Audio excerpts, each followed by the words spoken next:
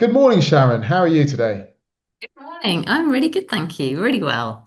Excellent. Well, it's actually fantastic, Sharon, to have you participate in our Inspiring the Next Generation of Technology Leader series. I have been following you on LinkedIn for years. And first of all, I must say that you are an absolutely inspirational technology leader. And what I mean by that is you actually leading from the front in the sense of on a regular basis, engage in a course of some sort, whether it be AI or quantum, and you actually share that you've passed a certification, and that's really inspiring. Not a lot of people may have mentioned that to you, but to me, that is absolutely something that inspires because it demonstrates that you can never stop learning. And by you being a CIO in first instance, and still, will it be wanting to learn and showing that you are learning not only to your organization but everyone in your peer group and everyone that is connected with you on LinkedIn, I think it's truly amazing. So, thank you for doing what you're doing. It's very Oh, moving. And thank you. long may it continue. No problem at all. No problem at all. Thank you. And it's funny you say that because, I do my learning every Sunday morning, at whichever time zone I'm in. Because, we're all eternal learners. And, I have a platforms and a partner ecosystem. So for my job day to day, we need to leverage learning externally. But me as a person, I'm expected to know such a broad range of skills and topics and also understand the future. So, it's that investment in me, but I also think it's really good to give back as well to show that where I'm learning but also my opinions as well, because I think the generations coming through now worry about giving their view and opinion. It's a real challenge. So if it helps, and I'm thank you so much for the positive feedback. It's great because you sometimes do things and you think, okay, I'll do it because I feel it's the right thing, but it's great to get that positive affirmation, so thank you. No problem at all. No problem at all. And that said, obviously, for anyone who's, whether it be in your network or knows about you, you've won a vast amount of awards, whether it be the CIO 100 awards, and you've won various other awards in your career. I believe that you also won a British Legal Tech Award back in 2022. Mm, mm. You've done a great deal, and which is going to be fantastic just to learn more about you. So without further ado, please can you further introduce yourself to our audience, please? Of course, yeah. So I'm Sharon Peters, and I'm the Chief Digital Information Officer for Boldyn Networks. I've been doing this role for almost 3 years. Boldyn Networks is an incredible company. It's a global company, and what I tend to do is tell people that what we as a company do for our global customers is put connectivity in really difficult to reach places. I could go through lots of technical details around what that is, but there's people way cleverer and smarter than me to talk through that. But bringing it alive is, if you're on the tube in London, you're able to use your phone for some critical information or just stay connected. That's what we do. The MTA in New York and big venues for whether it's for soccer games or different games and connected venues. That's what we do. I say we're a global company, which is brilliant. So my role is to really help and enable the colleagues in Boldyn to do the great work they do for our customers.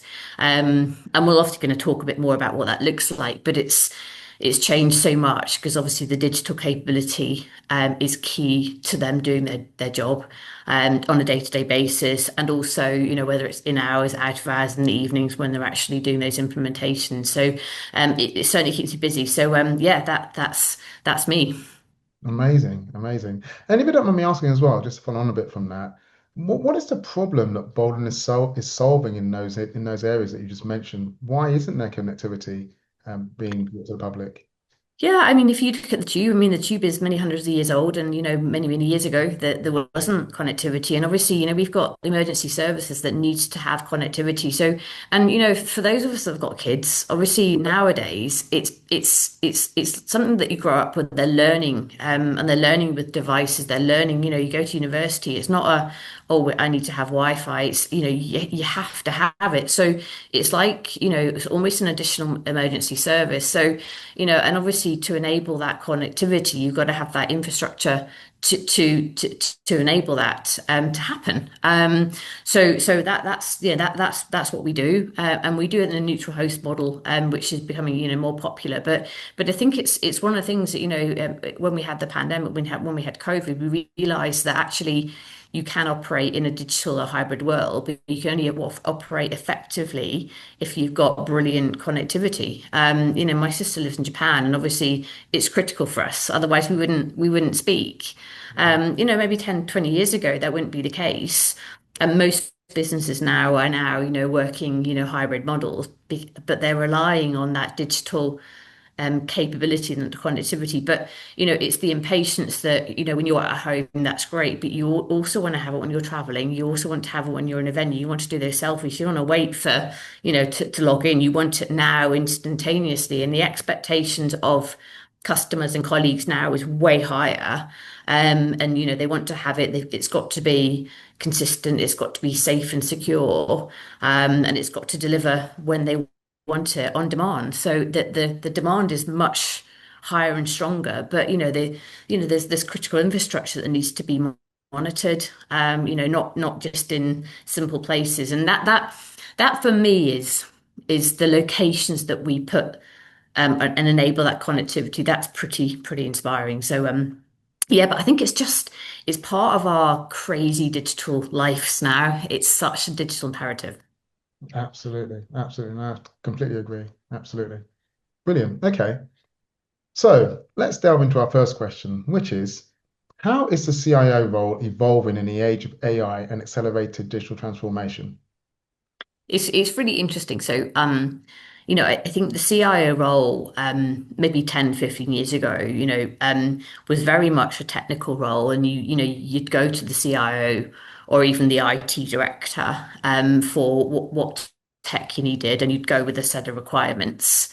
But fast forward to today is, we have to be, strategic leaders. We have to be innovation catalysts. We have to be the architects of change across the organization. It's no good waiting to be told or waiting to be, the one that fixes things. Obviously, there's the hygiene of you got to make tech daily work.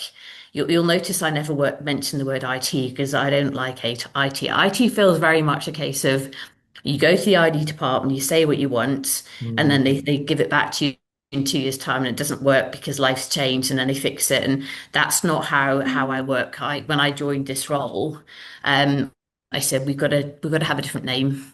And we're called Global Digital and Tech, so GDT. That name was voted by my team, and that's what we are. But we provide digital capability for the business. So the role is changing massively. And, I say, you have to focus on two really important things. So there's the costs, but we're not just a cost center, it's the value from that cost. And so there's the transparency around it, but you have to be business savvy, you have to be on top of cost because actually that's such an important factor of my role. So I think largely we have to really work across the business so it's cross collaboration because the role itself you have to connect with the exec level. You have to connect with the colleagues across the business to understand what are the things that strategic they need to do, but also the pain points that are causing them not to deliver value to customers. So the only way to do that is to bring teams across, those traditional silos. But communication is key because you can understand that. Now you could flip it over, and I think the role itself is, I consider myself very lucky. But also, it's quite powerful because I see all of the business. So I'll talk, I'll have one conversation with the US CEO, I'll have another conversation with the group CEO. Tomorrow I could be talking to someone, in the engineering team. I'll talk to various different people, so I'll get that perspective. And what we have to do in that CIO role is roll it up and say, well, based on the strategic goals of the business, of which we have the Boldyn 14, and then we've got the strategic goals of, or, the longer term strategy, what are the right things to focus on and prioritizing those, that's the challenging bit. But I think you talked about AI.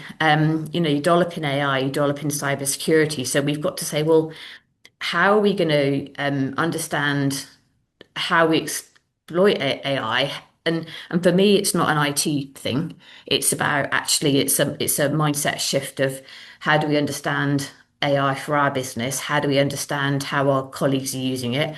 Everyone's using it at home, but how does that translate into, the technical environment? So, that's another part of my job is anything new coming through, how does that influence our strategy? Can things go faster? How can we sort of experiment more? So, you dollop all that together. So I think it's fair to say, I mean, I would say this because I am a CDIO, it's probably one of the most interesting roles, but I think if I was to describe myself with wearing hats, I probably would have about 4 million hats because Mm. you literally have to keep taking off your hat and understand, what's the bit for today that needs to be sorted. But you've got to have that strategic lens of the business strategic leader. That's the most important thing that's changed, in my opinion. Amazing, amazing. Thank you for sharing. I think it sounds as though that the CIO is shifting from back office operator to an enterprise value orchestrator, Mm, i.e., where you've just mentioned, owning the cost center as an example, but as well as cost center, you're looking at obviously data strategy, AI capability, digital products, and redesigning, whether it be risk by design, should I say. So yeah. yeah, I completely agree, and it is changing. It's an ever evolving role, Mm, on what's coming up in front. So thank you for sharing. totally. Okay. So, what practical strategies help align IT with business value and outcomes? Mm. It's a really good question, this, and for me, it's around we've got to have a tech strategy. We've got to have a strategy for the business, but that's got to underpin and enable the business strategy and the goals. So for me, that's not you do a strategy and then it goes away for a year. It's almost constantly iterating. Are we still focusing on the things that are really important? But our my team, we use OKR, so objectives and key results. And so at the start of the year, we'll take the business strategy, we'll take ours, and then we'll look at what's the most important goals and where do we then play our part. We'll then look at those as being our tech objectives, but they are built out of those goals. And obviously, if we have particular transformations or particular, with this compliance standards or in this frameworks like this that we have to do, we'll obviously have this, but they will always anchor to a strategic goal. Then we break those down. So we'll break them down by quarter in terms of key results that we can achieve.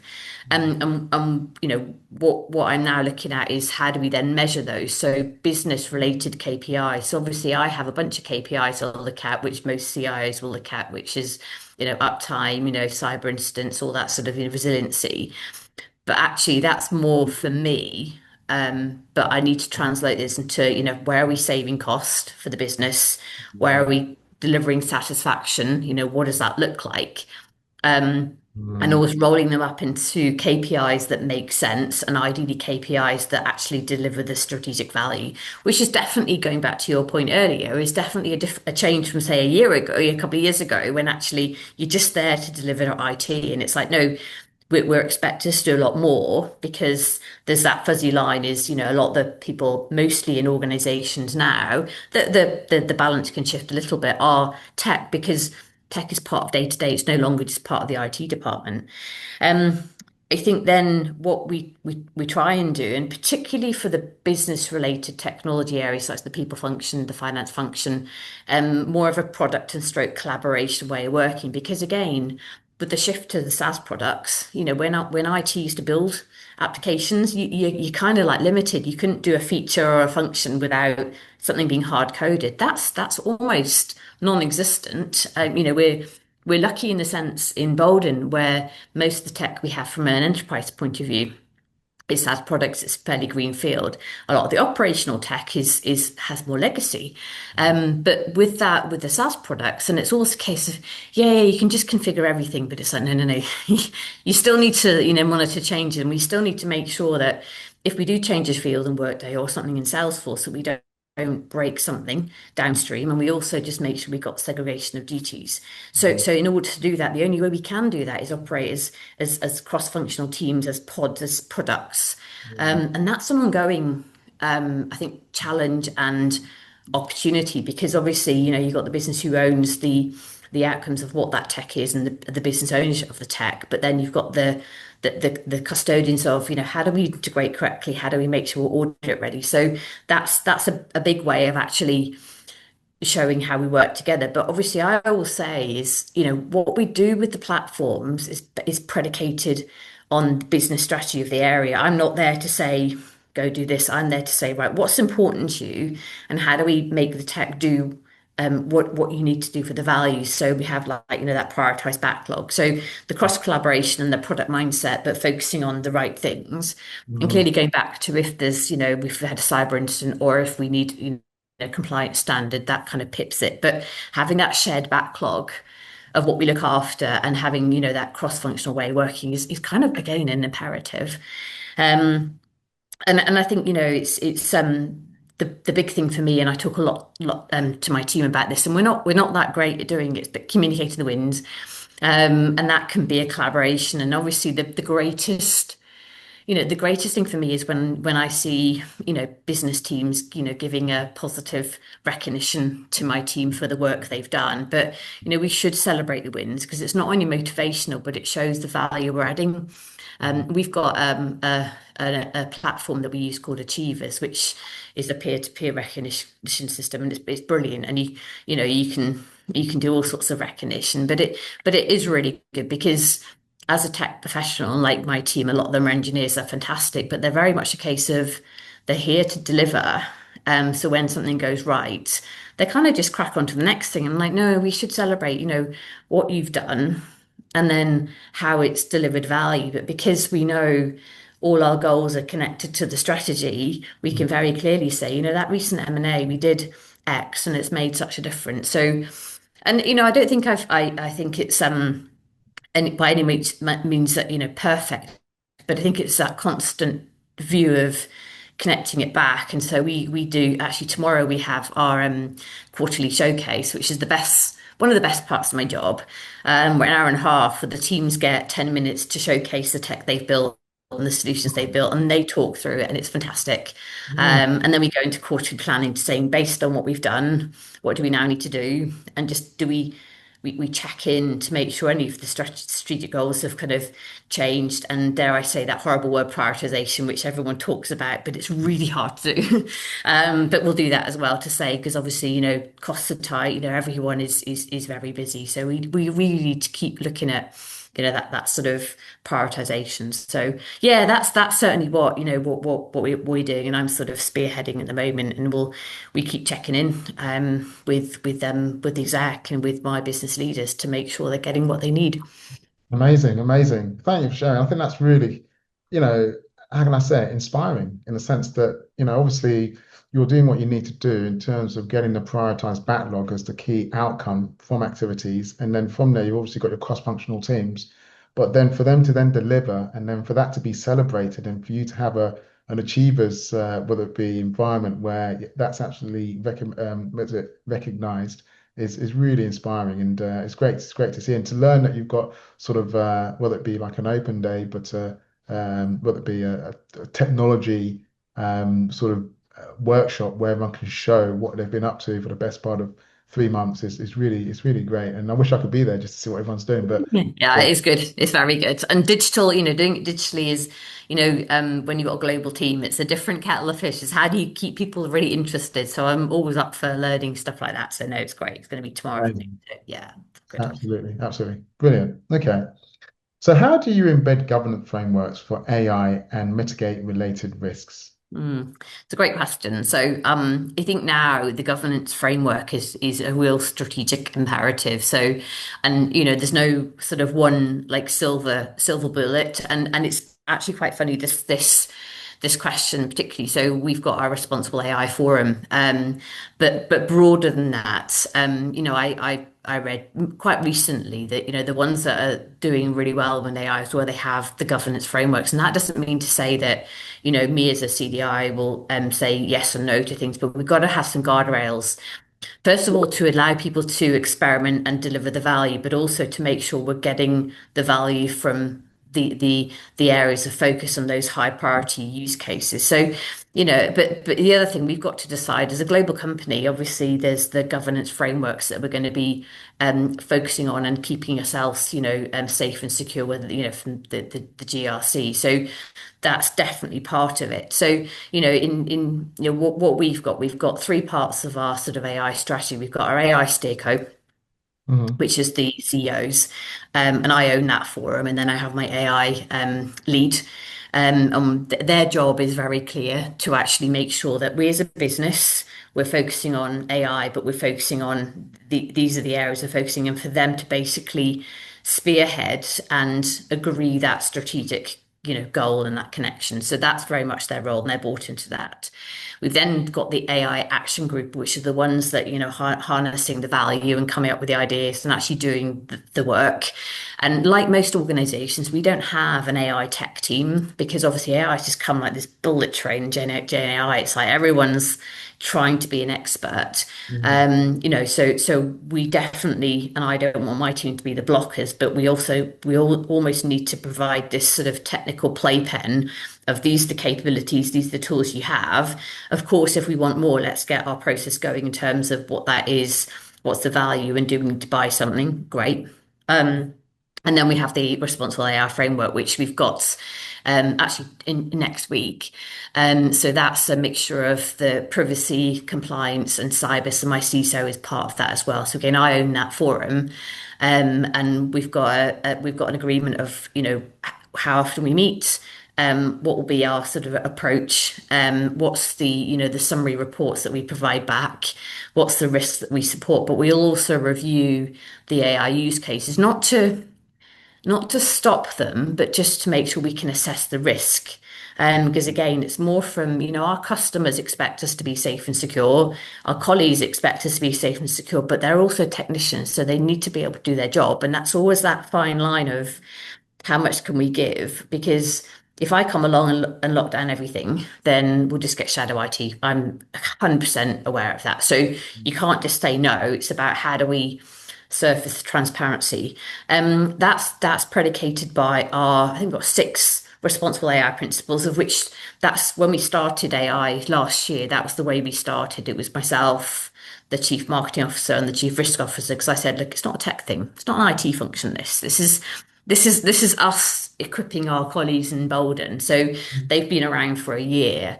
So those will continue to, reassess and make sure, are we focusing on, safe and secure, bias, transparency, every system we have, how do we make sure it's sort of addressing and sort of fitting into our ecosystem, but also our vendors and partners, what are they using? So yeah, we've got that as well. So yeah, and I think unfortunately or fortunately, I think because of the impacts of sort of third parties and the number of cyber attacks that we see weekly now, and a lot of them predicated by AI, whether it's sort of social engineering or various different ways, we might have to actually have the responsible AI forum more frequently than we plan to, just so we're sort of staying ahead and looking at what do we need to tweak, what do we need to give in terms of skills for our workforce to make sure they're aware as well. So yeah, I think the inventory and the understanding of what we have and where we have AI and how we measure that is going to be the most challenging element, staying on top of that without having the whole keep an eye on the colleagues for the wrong reason, ensuring that we can still get empowerment and innovation. But yeah, I think um, what we'll probably have to do this year is almost embed the principles further and bring them alive because everyone's on a learning journey. I think everyone wants to know the answer, but everyone's on a learning journey. So it's that sort of constant iteration, saying this is what we have. If you find something that you want to look at, then there's the different forums. So I think going back to my first point is the communication of that and how we're doing it and the iteration really. So, but yeah, I think yeah, it's definitely a revolution at the moment, an evolution, revolution mixed together, I think. Absolutely. Absolutely. It sounds like it. And I think the most important thing from everything you shared is the human in the loop. Yeah, Sure that you've got those individuals who are able to make those decisions because relying on AI to make those decisions possibly may not be the best approach. Yeah, Even though that's what yeah, it's supposed to do to give you the insights and information, but yeah, you still need a yeah. human in the loop. Absolutely. Totally. Yeah, it can't like can't think, but it's got no compassion and yeah, Mm, it's mm, it's very much a case of the human and the computer working in harmony together. So yeah. absolutely. Brilliant. Okay, what cybersecurity blind spots emerge with agentic AI and how can we address them? Mm. It's interesting, and I think given Gen AI is only what 2.5 years old, and agentic AI is even more immature, but it's just this growing sort of movement. I think the fact that a lot of the agents are on unmonitored because of how we build them, and so it's almost the shadow IT or the shadow outcomes that it achieves are unmonitored, and I think that's probably one of the key things. And obviously, the fact that you can depending which sort of platform or which ecosystem you're building them on, you can build them, and it's what they can do and what their outcomes are. How do we ensure that they are doing what they need to do? I think I mentioned before, like, the supply chain. So what are they doing across the supply chain and almost the cross-functional agents, which we're now starting to see, obviously, if you built them on one platform, but actually how they interacting with their other agents. And so it's the if that can be malicious, if that can be tapped into from a malicious perspective, what's the threats there? Mhm. Um, I think the fact that there's autonomous decision making, that's a good thing and a bad thing as well. Because I think, particularly with my hat and certainly my CISOs, it's almost, well, how do we ensure that the outputs of those decisions are right? Because obviously the benefit is it's giving the answer and some, but actually, how do we know? And to your point, are we really challenging? Because we're not monitoring that. So I Mm, think it's almost this sort of unknown. And I think just that the whole sort of prompt engineering in terms of how do we know that there's not a malicious prompt because something could go wrong, and actually what could that do as a trigger?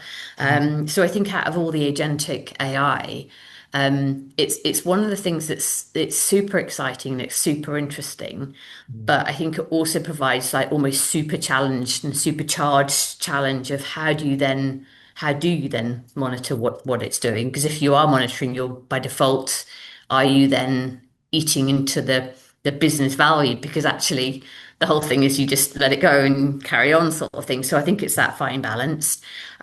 So yeah, and I think for us, we're on that, sort of learning journey of agents. We've got about 110 sort of Microsoft Copilot agents. And so we're very much in the thick of, well, how do we do that? And I think that's one of the key topics that'll be for our responsible AI forum is like, what should we be doing and how should we be doing that? Um, and that's going to be a constant sort of evolution. How do we look at the ecosystem of agents as an enterprise?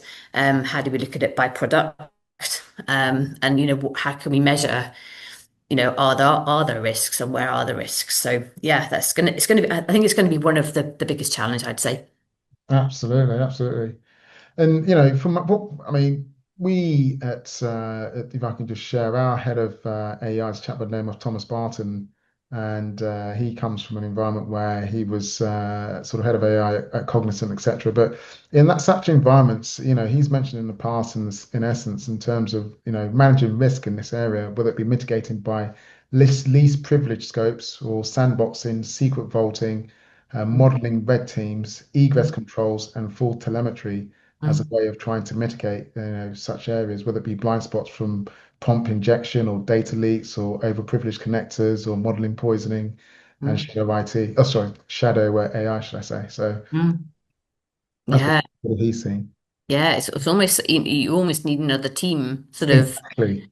focusing on that. And obviously the cyber team, when you have your pen testing team, do they now have to do some additional tests? Yeah. And do we have to, where we've got test environments, do we need to have additional environments to do that? I think it depending on how mature you are in terms of your agentic AI portfolio, would indicate how far you need to go in terms of your prevention and your sort of your blind spot mitigation. So yeah, it's yeah, we're I say we're not mature yet there, but again, you could be speaking to me in 6 months' time, and who knows, we could have a whole army of agents. So, Absolutely. yeah. Absolutely, Yeah. absolutely. Ah, brilliant. Okay. All right. So you've mentioned cost earlier in our conversation, and why is cost visibility and financial acumen more critical than ever before for Yeah. businesses? I remember when I first joined this company and speaking to the CFO and goes, Sharon, we're doing a whole bunch of investment, but obviously we expect the cost to go right down. I'm like, oh, yeah. Um, I think first and foremost, the tech cost is still seen as a large cost in the business, and it is generally because obviously to run an enterprise tech function is fairly costly. But that doesn't mean to say that we can't focus on cost management. But I think one of the first things, and I'm really clear about this, is like, the tech costs is a cost that I control, but it's the value that I give to the business from that cost. And so transparency of the cost is super important. And that's what I firmly believe in. So, I've always said, this is I break my costs down by product areas. So it's, technology, it's people, it's marketing, commercial, and show, what's the cost, what do you get for that. But the cost itself is really complex now. So we've got in the simple brain, you've got the variable and the fixed costs, but it's more predicated by services, and you start to look at, well, license costs, which is not one license cost. And I was just talking to one of the CDIOs yesterday.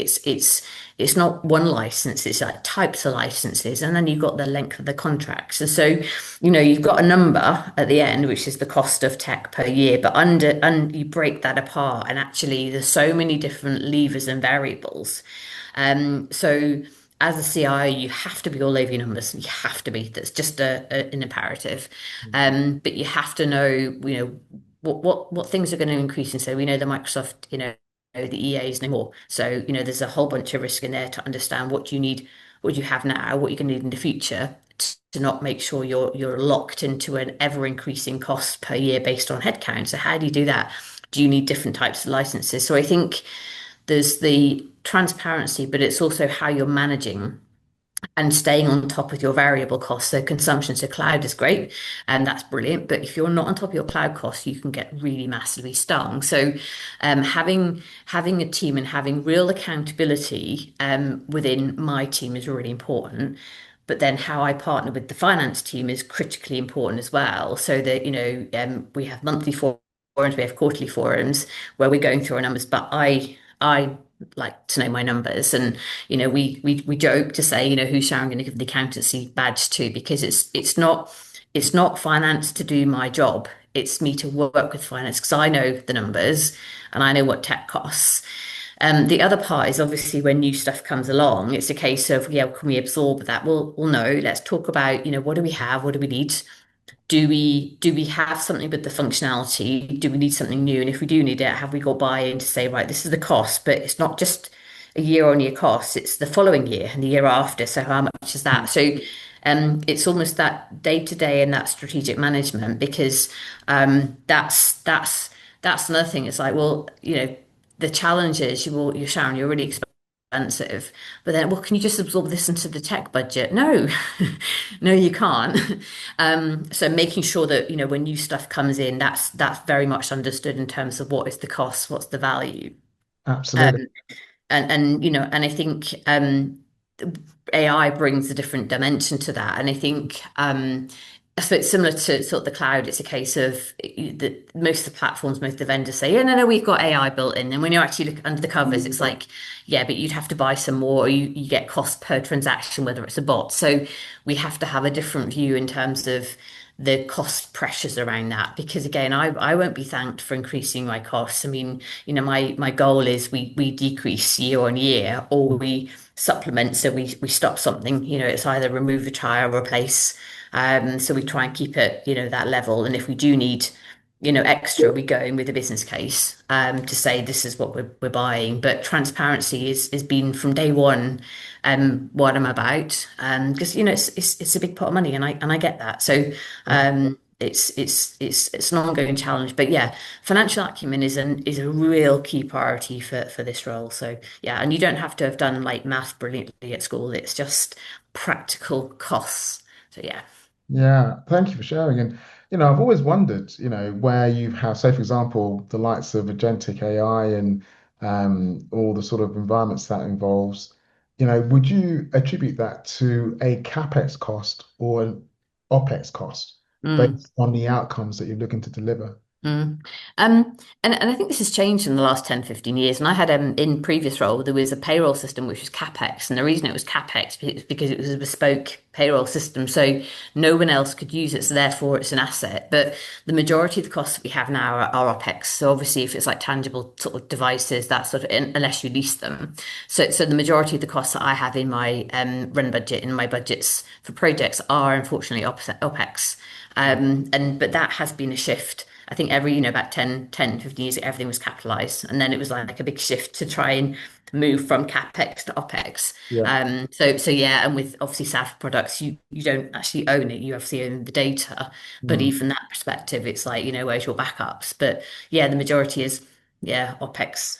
okay. I say we don't lease, we purchase devices because, when you still look at the net costs of what does an employee cost, like the cost of an employee plus their device, what does that look like? And comparatively, if you were to look at a different cost model. But again, I think it's an ongoing thing to say, how do we make things more efficient? How do we reduce costs in the best way? And how do we give the tools to those doing the really complicated technical work, the kit that they need, Yeah, and keep it transparent, basically.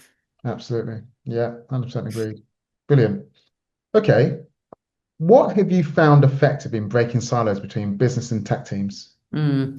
It's Yeah. interesting. I think this one is an interesting one, and I think it's an ongoing. And you mentioned at the start the legal award, and that was done with working with the legal team from the start. And when we first started working together, it was not a happy place. It was very much a case of they weren't particularly happy, because things were inexpensive and they had no automation. Obviously, if you look at the legal team, that area per hour is probably one of the most expensive of the business. So, but we built up a really good relationship in terms of what was the things that we needed to do, like automation for NDA, some of those sort of really low hanging fruits, and used the Microsoft ecosystem to really leverage it. So we didn't buy new CLM, we didn't buy any more tech. We exploited sort of what we had, so Power BI, Power Apps.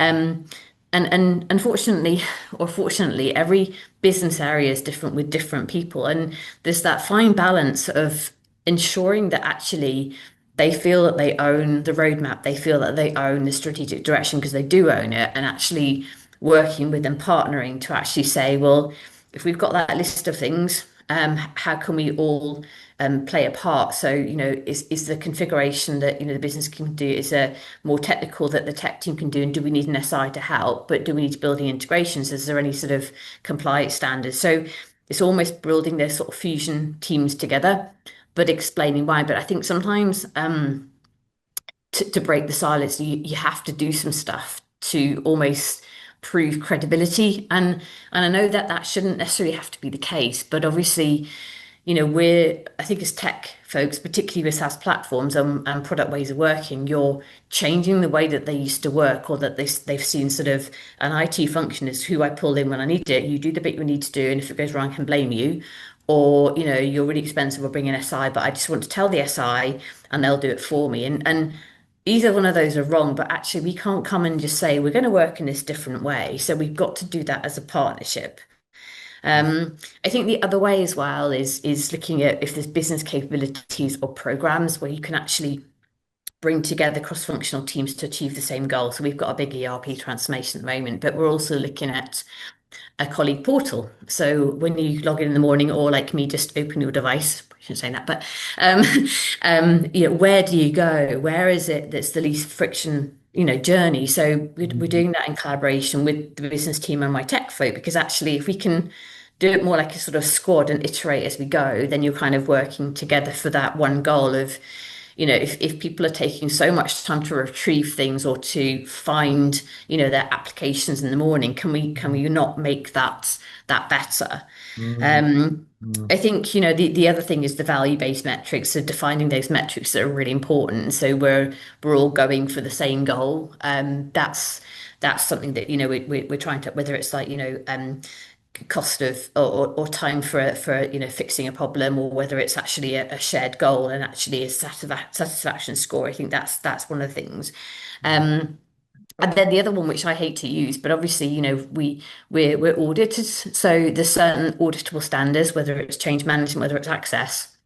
There's Mhm. certain ways that we have to work in order to make sure that, when we are audited, we fly through. But we try and flip it to say, well, being audited is a way of, reassuring our board and our exec team and our customers that we're actually doing things in the way that we're delivering change in the best possible way, in the safest possible way. So, we're delivering the best results. But I think this one, and I talk to a lot of CIOs, is probably one of the most challenging parts of the role because there's no one answer, and every company you go to is different. And if we don't get it right, you get shadow IT, because if people are frustrated with tech, like, you're too slow or you're too expensive, I'll go Mhm. somewhere else. And sometimes it's difficult to say, well, give us some time, but you don't have time. So I think this is the one where it's a constant sort of journey of how are things, and you only get through it by having conversations, and sometimes quite robust ones, which aren't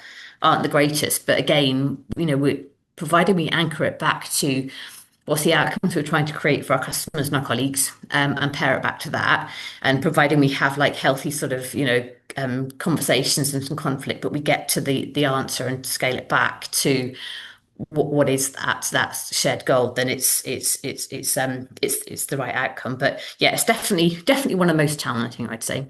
Absolutely. Well, it sounds as though that, you've got the experience from whether it be the legal award scenario where you've worked with your legal team in close collaboration to, come up with ways of navigating such challenges. And it's really great to sort of learn and understand how you've been able to do that in a lot of detail. So thank you for sharing. Brilliant. All right. So my final question is, what advice would you give to the next generation of CIOs navigating AI, quantum, and emerging risks? Sounds all scary when you say quantum. So the first thing, and I was reflecting on this, it's you got to think like a business leader first. You Yeah. can't think tech first. And that's ironic given you got, tech in the title, but you've got to do that, because if you're thinking tech, you're just not in touch with the business. And we're all here to drive, value and revenue and change things. The second thing is the financial acumen. You got to be accountable and curious and really on the ball. And I think, if you always liken it to your own money, like in terms of how do you look after your own money and your assets, why don't you have the same view of that? It used to always frustrate me when people say, "Oh, it's only 10 grand, Sharon, not in this job." £10,000. If somebody gives me £10,000, I'm like, whoa, but why do we think, oh, it's just 10 grand, it's just a roundup? It's like, no, we've got to look after pennies if it's our own, Yeah. and make sure that, we're adding that value. We've just talked about silos, so that's got to be a relentless focus. And when it doesn't work, think, why doesn't it work? How can we make it work? But have conversations. And, I'm sure my CPO wouldn't mind telling you, but, when I first started this job, it was like my interactions with the exec was very much I'd have structure, and I'd do updates. Now we have conversations. I do keep it quite structured because I want to make sure that we have something that they know they're getting value, but we have conversations, and through conversations you get sort of, whether it's ideas or you uncover problems, or you have those real sort of nuggets of sort of opportunities where you really can understand what's going to make the difference and change the dial. And then I suppose the last thing is like leading with trust and governance, because the reality is, and we've talked a lot about AI and cyber. There's a lot of defense of the dark arts out there, and that's reality. And you can scare yourself Yeah. massively, but there's lots to be. And I've got a brilliant team, and my CISO is fantastic, and there's lots of partners that we pull in from that. But at every step of the journey, we've got to ask security questions like, are we doing things in the right way? What's that sort of balance of keeping state secure by design, versus the innovation. But making sure that when you say you're going to do something, you do it, and if you can't do it, you explain why. You tell advance. Don't just miss deadlines. So the trust and governance, really. And the final one, so everything is about people. So you got to be a talent magnet. So you got to really understand your people, connect with your people, understand that, what makes them tick, and everyone's different. And particularly with the digital world, and if you've got a global team, and the reality is you're never going to be in a room with all your team in one place, how do you make sure you got the best people? How do you make sure you look after them? They have what they need. You have an environment, you create an environment where they feel they can, ask questions, they can talk, and they can raise concerns, but also they can bring ideas, and that for me is a real priority. So yeah, people make the world go round. Amazing, amazing. Sharon, that's absolutely invaluable. And, just to summarize, I think, first of all, from the beginning of our conversation, where you've talked about whether it be how you are prioritizing backlogs, with regards to increasing collaboration amongst teams and celebrating wins. You've got an achievers recognition board as an example. And then you've looked at, you've sort of shared on guardrails for embedded AI, whether it be governance and being able to have humans in a loop, which is absolutely crucial. And then you've mentioned, with regards to cybersecurity blind spots within, say, for example, agentic AI, it's important from what you share to look at, say, for example, agentic AI and the blind spots such as prompt injection as an example, and mitigating that with solutions such as least privilege scopes and sandboxing, etc. And then you've talked about whether it be visibility of cost and financial acumen. And from what you shared, is being transparent, which is a must for tech leaders, breaking down costs by product area, focusing on variable costs and keeping OpEx down. And then you've shared, whether it be breaking the silos between the tech and business teams. And you gave the analogy or the solution or the example, sorry, from the legal awards that you won back in 2022. Close collaboration was established between a legal team and a tech team to build something that was really meaningful, i.e., focusing on low-hanging fruits as an example. Um, and then you've, succinctly, whether it be outlined absolutely golden nuggets for the next generation of CIOs in terms of navigating AI, quantum, and emerging risks. And first of all, you've mentioned, think like a business leader. Secondly, financial acumen is absolutely crucial. Thirdly, is managing silos. Fourthly, is leading with trust and governance. And fifthly, or fifth, should I say, it's being a talent magnet. Absolutely valuable insights there. So thank you, Sharon. It's been an absolute pleasure speaking with you. And please, can I have a hand over to you, please, for you to have the final words? No, thank you. I say to my kids, I'm and some of my team that, I said I'm a little bit older than some of them, but I think it's really important that, I talk about my journey and, my views on things, and if I can sort of support others on journeys that are like the same as mine or coming through the ranks, to give some hope, and also, particularly for those that are not quite sure, maybe got imposter syndrome. That's my goal. So, I love my job. I've got a great team. I work for an incredible business. I'm very lucky. But I think now is to share experiences, and particularly for women in tech, because we're still few of us. So again, I can show it's not necessarily easy, but there's ways to navigate through. But not just women. We have bold women and allies. So yeah, if I can shape a bit of change, and inspire some action, then that's why I'm here. But thank you for the interview. It's been really enjoyable. Thank you.